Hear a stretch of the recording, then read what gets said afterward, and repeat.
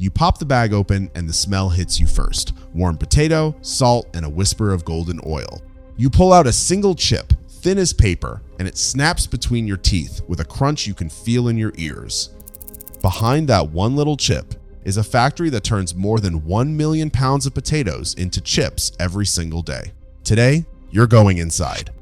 You'll watch a machine that slices a whole potato in under 1 second. You'll learn the real reason your bag is only half full, and near the end of this video, you'll see what happens to every chip that fails inspection. But first, if you enjoy seeing how things are really made, slice that like button paper thin, drop it into 300-degree oil, and dust it with cheddar seasoning on the way out. And if you love finding out how everyday things are really made, this is your home now, so make sure you're subscribed. Now, back to the potatoes. Everything starts in the dirt. The potatoes that become these chips are not the same potatoes you buy at the grocery store. They're special chipping potatoes, bred for one job. They're rounder, firmer, and lower in sugar than a regular baking potato. That sugar part matters more than you'd think. If a potato carries too much sugar, it turns dark brown the moment it hits hot oil, and the whole batch looks burned. So farmers grow these potatoes under contract, watching them like treasure. Every year, the company behind these chips buys billions of pounds of potatoes from hundreds of American farms. That's enough potatoes to fill a line of trucks stretching for hundreds of miles. And the trucks never stop coming. They roll up to the factory loaded with up to 50,000 pounds of potatoes each. And at a busy plant, a new truck arrives every few minutes from sunrise to long after dark. The trailer tilts back, a gate opens, and an avalanche of potatoes thunders down into a receiving pit. From this moment on, no human hand will touch them.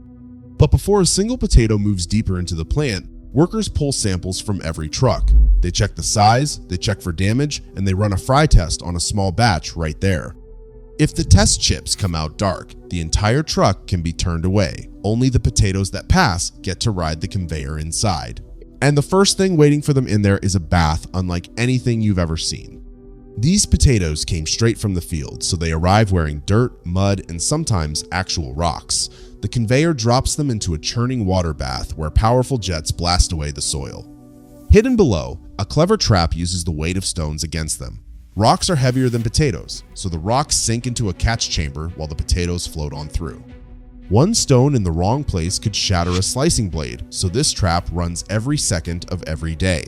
Next, the clean potatoes tumble into the peeling drums. Inside, rough spinning rollers scrub the skin right off, like 1,000 tiny scrub brushes working at once. The timing here is a tightrope. Peel too little and dark skin ends up on your chip. Peel too long and the machine grinds away good potato, wasting tons of food by the end of a shift. Meanwhile, in another part of the factory, a different kind of preparation is underway. Massive fryers are heating thousands of gallons of cooking oil toward its target temperature, getting ready for the flood of potato slices that hasn't even been cut yet. Keep that hot oil in mind, because everything in this building is racing toward it. But before any potato can meet that oil, it has to face the fastest machine in the entire plant. This is the slicer, and it's the moment this video promised you. The peeled potatoes shoot into a spinning drum lined with razor-sharp blades. The drum whips them around with such force that each potato presses against the blades and bursts into a fan of perfect slices, each one thinner than a coin. A whole potato goes in, and in under 1 second, it's gone, transformed into dozens of identical slices. One machine can slice through tens of thousands of pounds of potatoes in a single hour. The thickness is everything. Too thick, and the center stays soft and chewy. Too thin, and the chip burns to a crisp.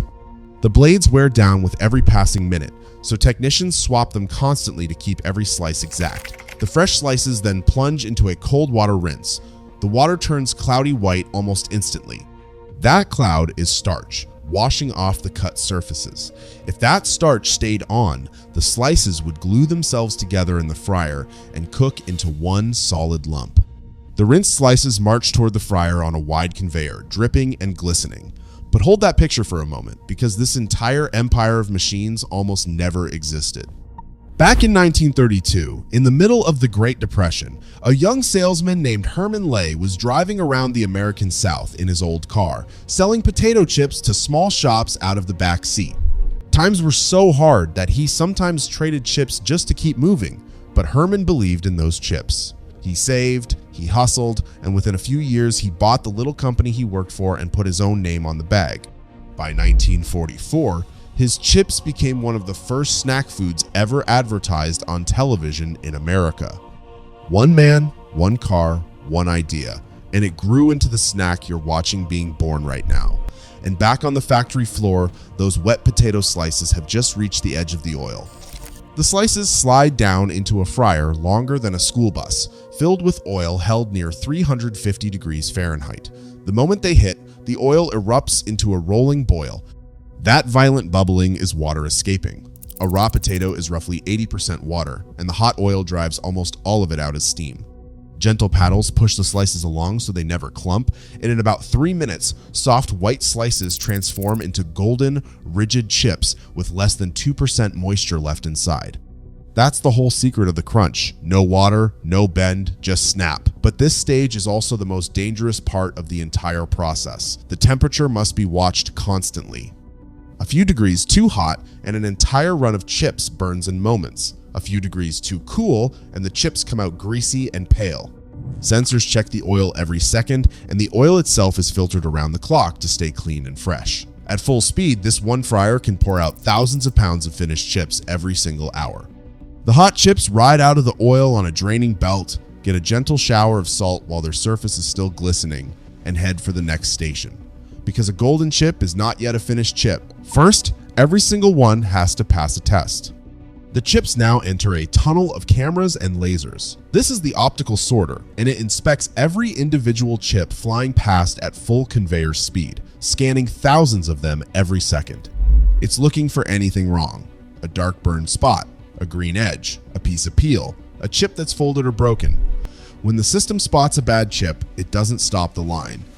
Instead, precision air jets fire a burst of air timed to the millisecond, and the bad chip is shot out of the falling stream in mid-air, knocked away from its neighbors without touching a single good chip. It's one of the most satisfying things you will ever watch.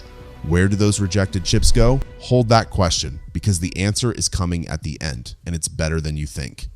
Meanwhile, in a completely different wing of the factory, giant rolls of shiny film are spinning through printing presses, becoming the bags these chips will soon call home.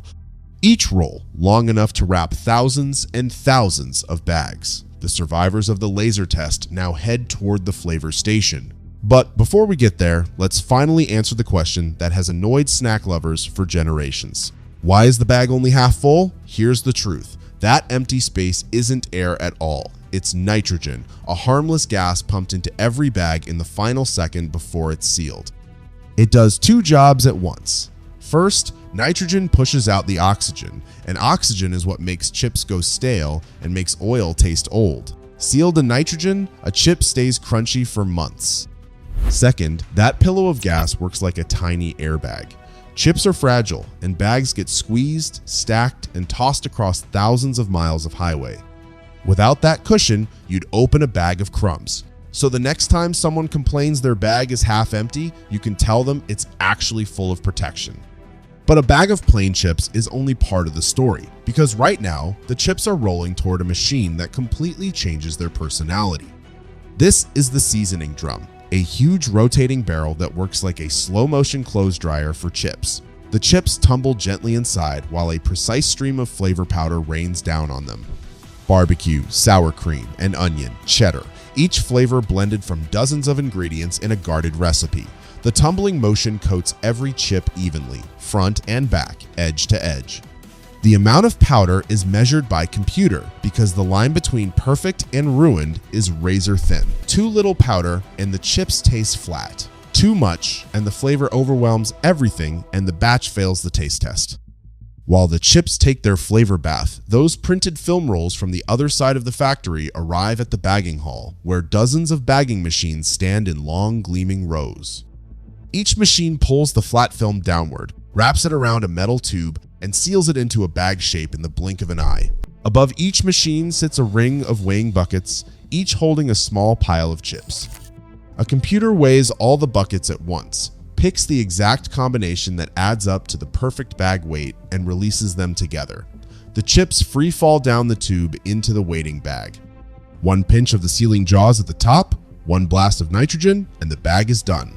A single machine can fill and seal more than 100 bags every minute. But if even one chip gets caught in the seal, the bag can leak, so every sealed bag is checked again before it moves on. And now, at last, everything this factory has been building toward comes together in front of your eyes. The potatoes that thundered off the trucks this morning have been washed, peeled, and sliced in under 1 second each. The slices that plunged into that 350-degree oil came out golden and feather light. The lasers picked out every flawed chip in midair, the seasoning drum dressed the survivors in flavor, the printed film became bags, and the nitrogen tucked everything in like a soft pillow. Bag after bag drops onto the takeaway conveyor, plump and gleaming, while robotic arms sweep them into cardboard cases faster than your eyes can follow. From a muddy potato in a farmer's field to a sealed bag on a pallet, the whole journey takes only a few hours. And that brings us to the final promise of this video. What happens to all those rejected chips? The burned ones, the broken ones, the ones the lasers shot out of the sky. They don't go in the trash. Almost nothing in this factory does.